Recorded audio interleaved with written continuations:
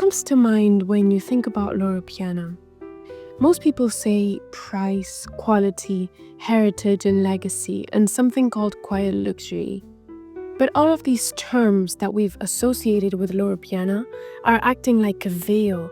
It's like a cloud we've created that doesn't let us really see the meaning of what luxury can become. So I was thinking about clothes, and I'm truly fascinated by the instinct we all have to wrap our bodies in something, even when we sleep. So it's one of the few things that all humans share across cultures and throughout history. But do we even ask why? Or are we wearing it because we have to? Think of before style and fashion, humans wrapped themselves in what the earth offered. Bark, fur, leaves. Although it was a way of protection and warmth, it was a way of being part of the world. To be dressed by nature felt like wearing a gift, and I think there's something quietly beautiful in that. So I'm going to get into Loro Piana's world, and I'm also going to talk about what the brand looks like today, which reveals a poignant reality. So before that, we need to understand that Loro Piana was a family, that interestingly, they didn't begin as wool makers, but as merchants. This means that they didn't shear the sheep themselves, but worked closely with shepherds in the 19th century. They were working with raw, unwashed wool, which looked a little bit like this, from local Italian sheep, and then sold it to textile mills for spinning and weaving, which was a common practice in that time. Now, before Sergio and Luigi Loro Piana took over the business in 1970, there's Pietro Loro Piana, who made a really important move in 1924.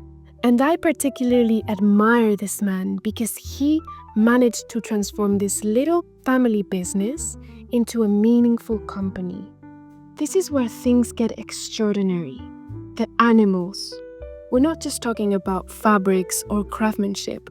We're talking about the creatures we share the planet with, whose warmth ends up against our skin. This reminded me of the day I saw a woman wearing an outfit that didn't act like a costume.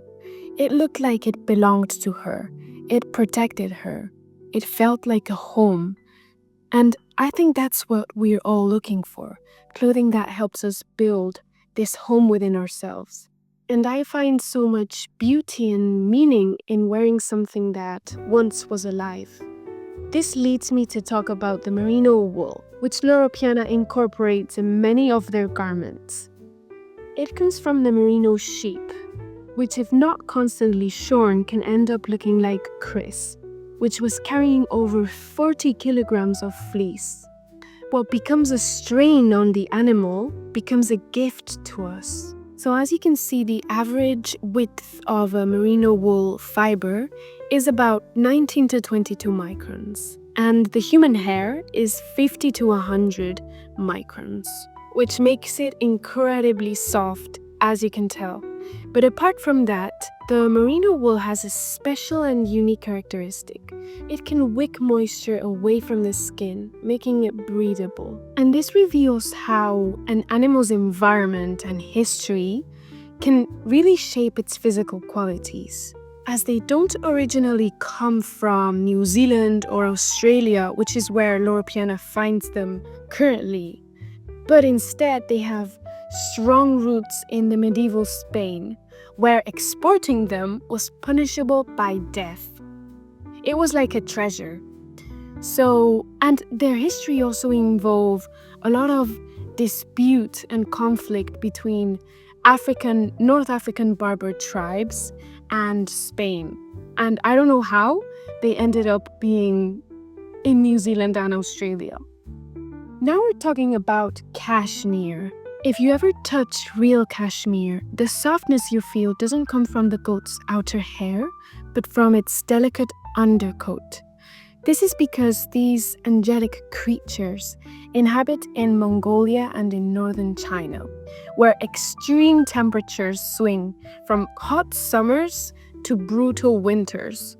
And this, in a way, has forced these animals to grow ultrafine undercoats for insulation.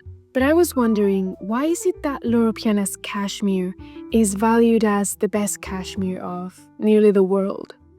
And this is because from roughly 450 grams a single goat produces per year, they might only use about 150 grams for their garments.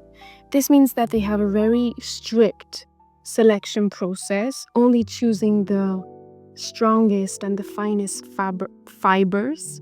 That's what they claim to do. Something that I also find mesmerizing is the fact that archaeologists have found that early as 4000 BCE, our ancestors in Central Asia were already wrapping themselves in this beautiful animal. So what we now pay high prices for, in the earliest form, it was a vital necessity. And it makes me question how value is shaped and how time transforms essential into the exceptional. This is one of my favorite ones, known as the Queen of the Andes, the Vicuña. This majestic creature, I think, is the reason why Loro Piana stands out so much. To begin with, this fleece measures only 12.5 to 13.5 microns, which makes it even finer than cashmere. And although I've never had the chance to touch it, I can see it has this golden beige hue and kind of silky softness. But what makes it even more meaningful is the reverence the ancient Inca civilizations had for it, as they saw the vicuña as a purity and sunlight symbol. They called it the fiber of the gods. And it made me reflect on how much more deeply our ancestors valued certain things. Not everyone, of course, but just as a culture and as a society. Because after the fall of the Inca Empire in the 16th century, the Vicuñas entered a long period of exploitation. And this is because they are wild, quick, and difficult to handle. So people began killing them simply because it was easier, which led to nearly the extinction of this beautiful species. Honestly, it just shows how destructive human convenience can be. So Loro Piana partnered with Peruvian communities where they shear them without harm and then release them back to their natural habitat. And all of this made me think about when luxury becomes this cycle of mutual well-being, protecting nature, uplifting communities, and creating something meaningful for the person who wears it, then it becomes something far greater than a price tag. And when those with power and resources like Luigi Loro Piana, for example, make the right decisions, then everyone benefits. That to me is when luxury reaches its highest potential. And just as a curious note, in 1950, the Vicuña garments were worn by mafia figures. There's a YouTube video I found about the Vicuña, which I really liked. And this video that I'm going to show you is from his video, so I hope he doesn't mind. I'm going to link it in the description. Basically, my role is more to take the raw material, manufacture, and try to distribute to the right customers. Not that much to breed the raw material. I'm not a farmer. They are breeders and farmers and experts. I tended to assume that behind every luxury brand stands a founder who's an expert and a professional in every detail. But that's not always the case. Often the real power and magic lies in the ability to build a home, a kind of family around a shared vision, and obviously treating that family with respect. But it's true that we rarely give enough credit to the invisible hands behind the beauty we admire. And I think too many people hold back from pursuing their ideas and their dreams because they feel that they're not professional enough or experts enough. But mastery doesn't always start with expertise. It often starts with knowing how to bring the right people together and caring for that community. That said, let's move on to one that I've fallen in love with, baby cashmere. Like their adult counterparts, these young Caprahircus goats live in the Alashan region of Mongolia. But they can only be gently combed, once in their lifetime before they turn 1 year old, and it happens in early summer. Their undercoat is around 15% finer than regular cashmere, so 13.5 microns. Although the Vicuña still remains the finest fiber, the baby cashmere carries this cloud-like, delicate color that feels almost like a dream. I think it's more than just about the texture or the softness it has. I think it's about the meaning it holds. Wearing something like this is like carrying a memory from a living creature. It's like as special as a child losing their first tooth. A small event, but filled with emotion and meaning. As you can see, Loro Piana also uses cotton, silk, and linen, but they rarely use them on their own. They often blend them with other fibers, but we're going to see this further on. Loro Piana has created this category called the Gift of Kings, which still comes from the same animal we saw earlier, the merino sheep. The difference is that they say they select only the absolute finest flocks. So in a way, it's a refined version of the merino wool. And the name is inspired by the historical tradition in the 18th century Spain, where royalty used to gift the merino wool to other monarchs. So in a way, Loro Piana is trying to recreate this gesture. They started to work with the lotus flower in 2009. And I chose to talk about it because apart from beautiful, it's very interesting. They don't actually use the flower itself, only the stem, which they mostly include in their summer collections since it's naturally water and wrinkle resistant with a subtle papery texture. Its scientific name is Nelumbo nucifera, and what's truly astonishing is that it takes about 32,000 stems to make just 1 meter of fabric. It's traditionally harvested by women from communities around Inle Lake in Myanmar, but detailed information about the working conditions for the people involved in harvesting these fibers isn't widely available, but we'll talk about this later. So for now, did you know that the lotus flower grows in muddy water yet still emerges perfectly clean each morning? And that's why across ancient cultures, especially the Hinduism and Buddhism, it became a symbol of purity, virtue, and enlightenment. And in the past, these fibers were actually used to make robes for Buddhist monks. So it's fascinating to see how much history and spirituality is intertwined with luxury and the perception of value. Alright, so now we're talking about Tasmanian, Australis, and Zealander, which all three are types of wool which are sourced from the merino sheep. The key is that they are raised in different environments, and that's what makes the difference in texture, color, and properties. It's almost like wine. The grape might be the same, but the soil and the climate give it a different profile. So the Tasmanian wool is from sheep raised in Tasmania, a cool, humid climate, which interestingly, as a result, it produces elastic fibers. Then Australis, which is merino wool from Australia, which is where 70% of merino sheep inhabit. And lastly, Zealander, which comes from New Zealand sheep. But really, no description can truly capture how these fabrics feel. It's something you can only understand through touch and with your own hands. I found this extremely interesting. Pecora nera means black sheep in Italian, and it uses the natural dark wool of rare black merino sheep, typically from New Zealand, whose fleece ranges from soft black to deep chocolate tones.